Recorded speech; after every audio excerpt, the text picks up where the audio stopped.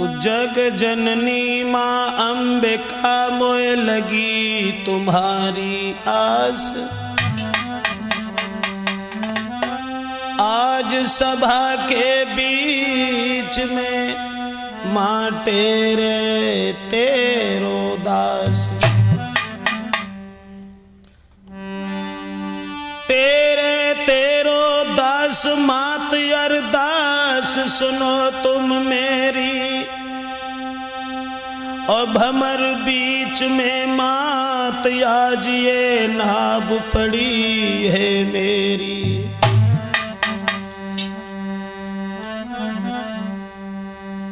आदरणीय समस्त श्रोता बंधु, राजपूत कैसेट के सौजन्य से ये कार्यक्रम जो हम आप लोगों के समक्ष लेके चल रहे हैं,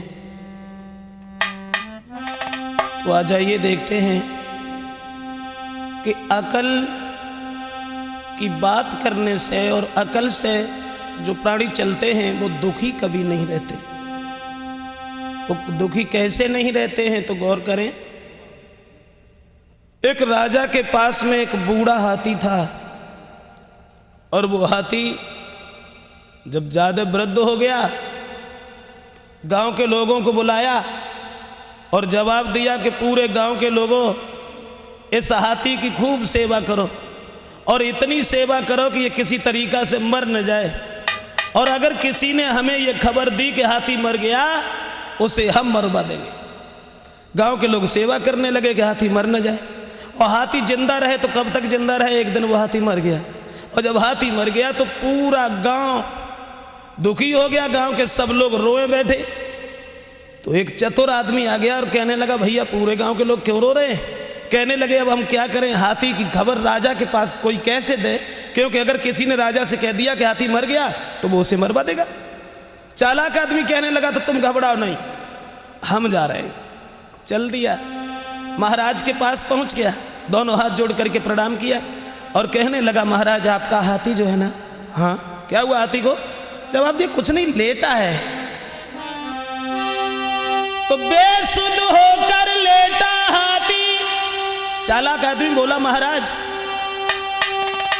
वो कान भी नहीं हिलाता है और आंकुश मारे चाहे तेरे वो पैर भी नहीं चलाता है।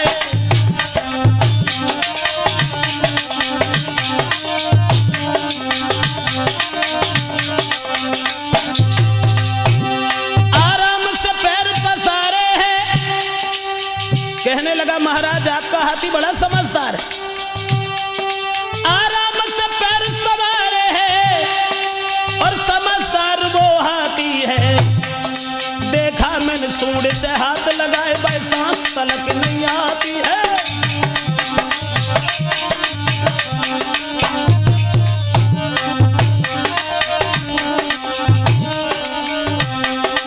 देखा मैंने सूंड से हाथ लगाए, भाई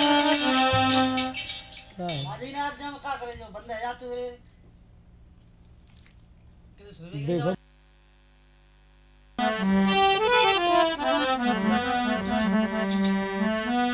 तो जग जननी माँ अंबिका मोए लगी तुम्हारी आस।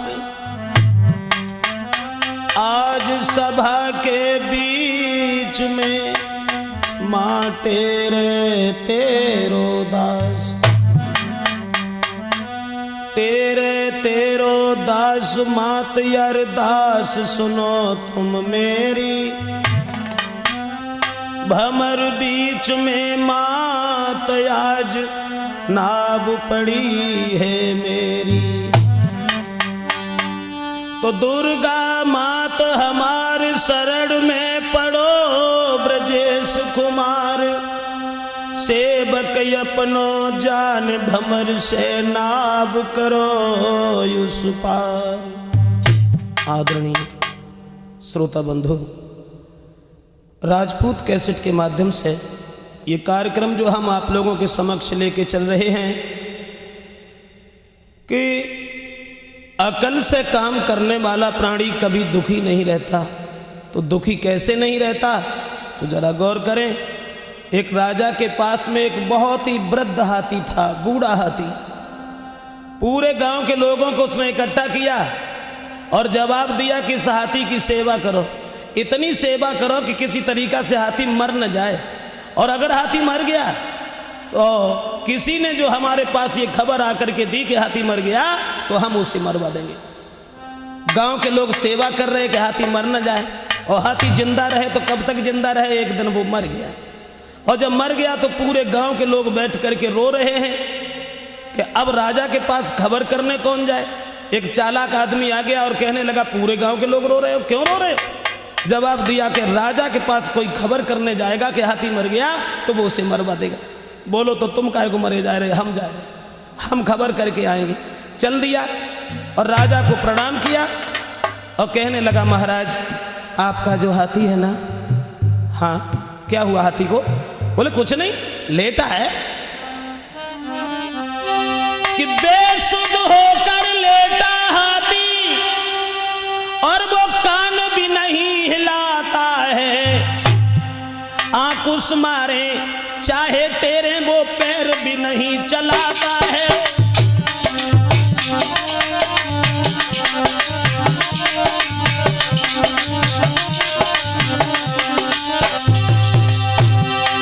चालाक आदमी कहने लगा, महाराज आपका हाथी लेटा है, चाहे मारे चाहे टेरे, लेकिन वो कान भी नहीं हिलाता। आराम से पैर पसारे हैं, आराम से पैर पसारे हैं, यद समझदार वो हाथी है। देखा मैंने सूंड से हाथ लगाए, भाई सांस तलक ना आती है।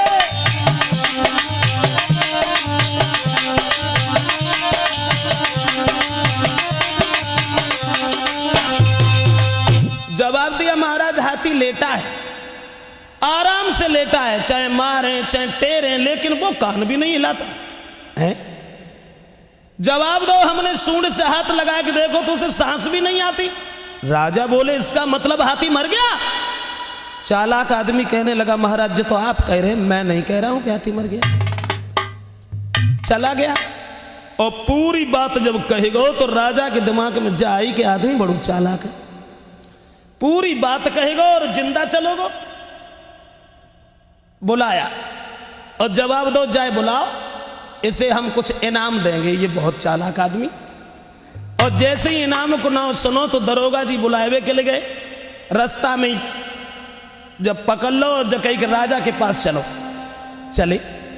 दरोगा जी समझ गए कि जाए कुछ इनाम मिले। तो दरोगा जी बोले, तुम्हें मालूम है क्या यहाँ का नियम कुछ और है? कौन सा नियम है? तो दरोगा जी बोले,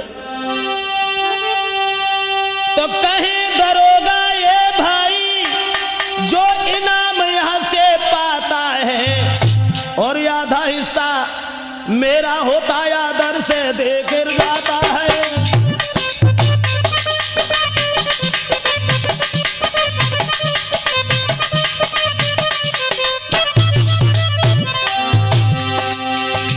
दरोगा जी कहने लगे, जो भी इनाम यहां से मिलता है तो आधा हिस्सा उसमें से मेरा होता है। आगे बढ़ के दीवान मिले, बोले चौथाई मेरा है। मंत्री बोले मेरा भी है, बच जाए वो सब तेरा है।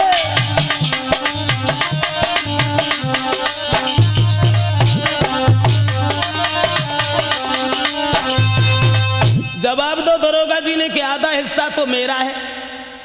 दीवान जी बोले, आधो जो बच जाए तामे से आधो हमाओ है। मंत्री बोले, और जो कुछ बचे सो हमाओ है, और जो न बचे तो कोई बात ना, जो आतो है इनाम पातो है, सो तो खाली हाथ जाता। मैंने कहा ठीक, चले गए।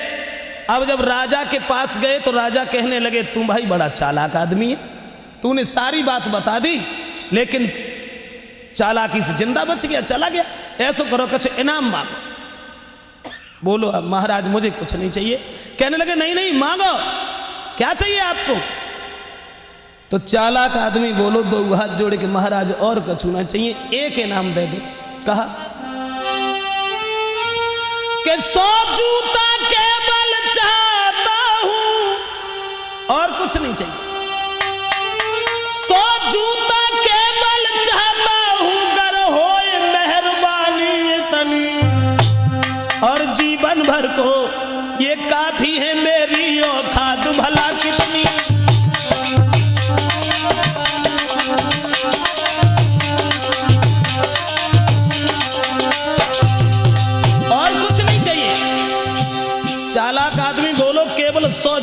दे। राजा सोचने लगो जो है कैसे। जवाब दिया महाराज हमारी भला औकात क्या है, 100 जूता हमें चाहिए। बस दया धाम ये दया करो, दया धाम ये दया करो,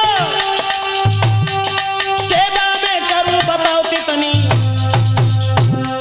नर नारी करें पढ़ाई को खुश होवेगी मेरी पत्नी।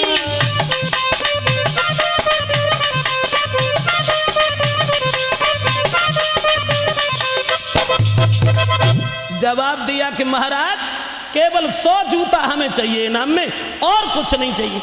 इतनी बात जब सुनी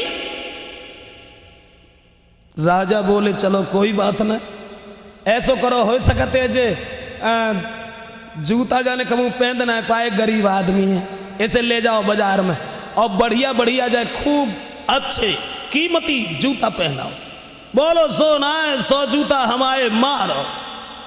राजा को क्रोध आ गया और जवाब दिया कि जे हम जाए इनाम दे रहे, जो जूता खाए वो चाह रहे हो, जवाब दो, जाओ लगाओ जाके 100 जूता। तो जूता लेके जैसे ही आदमी आगे बढ़ो तो बोलो रुक जाओ, सब इनाम हमाओ ही धो रहा हूं। बोले दरोगा जी आधा हिस्सा तो आपका है, और छोटो या बड़ो पसंद करो, देखो जे कौन नापता है।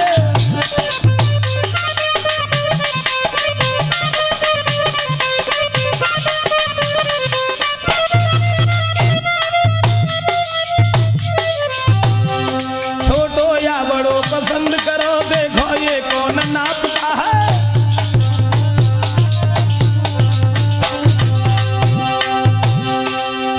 जवाब दिया महाराज इनाम में पूरा मेरा इनाम नहीं है। दरोगा जी से कही इधर आओ, आधा हिस्सा तो आपका है, आपका हिस्सा हम कैसे खाएं, हिस्सा तो सुदामा ने खाया था जो भरकर भीख मांगी, दूसरे का हिस्सा नहीं खाना चाहिए।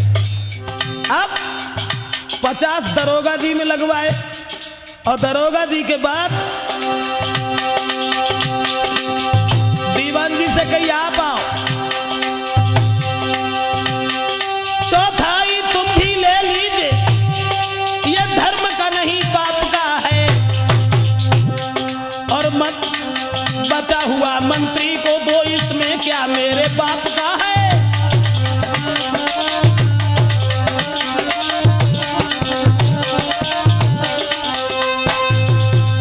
सबे पिटवाओ, कहीं 50 दरोगा जी को दो, 25 दीवान जी को दो, और जो बच गए 2500 मंत्री को दे दो, हमारे बापा को जब कहा है। सबे पिटवाए के और चल दिया। राजा सोचने लगो जू बड़ो चालाक आदमी, सबे जूता लगवाए और चुपचाप चलो गो। राजा ने कही इसे दोबारा फिर बुलाओ, अब कोई और बड़ा इनाम इसे देंगे, हम अपनी तरफ से देंगे, मांग तो कुछ पाइए ना। दोबारा बुलवाओ, और जब दोबारा बुलवाओ जैसे ही रास्ता में दरोगा जी मिले तो मैंने पूछी धीरे से, कहो दरोगा जी कोई हिस्सा है। दरोगा जी नाराज हो गए, जवाब दिया जा रहे हो कि इन बातें कर रहे हो बिना मतलब। पिटवाओ और हिस्सा बता रहा है। जैसी कचौर अंगेला बड़े दीवान जी मिले, जवाब दो, बोलो अब तुम आओ कितो हिस्सा है। कान लगो चुप्पा सीधो चलो जा, मुझे कुछ नहीं चाहिए तुझसे। जाए कि जब वहां पहुंचे हैं राजा के पास हिस्सा किसी ने नहीं मांगा, तो सबको पिटवा कर चल दीना। राजा ने सोचा चतुर बड़ा, और फिर से बुलवा कर गद्दी के नीचे उसको कर लिया खड़ा।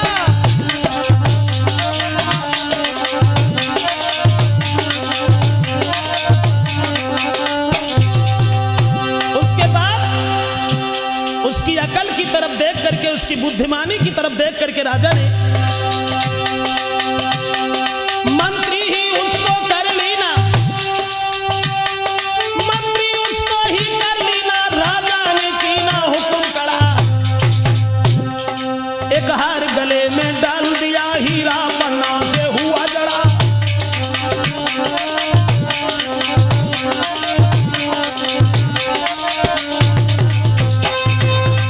आखिर अपने मंत्री को निकाल दिया और उस चालाक आदमी को ही अपना मंत्री बना लिया। तो कहने का मतलब है कि बुद्धिर्यस्य बलम तस्य निर्बुद्धिस्य कुतो बलम, जिसकी बुद्धि है उसी का बल है, बिना बुद्धि के बल नहीं होता।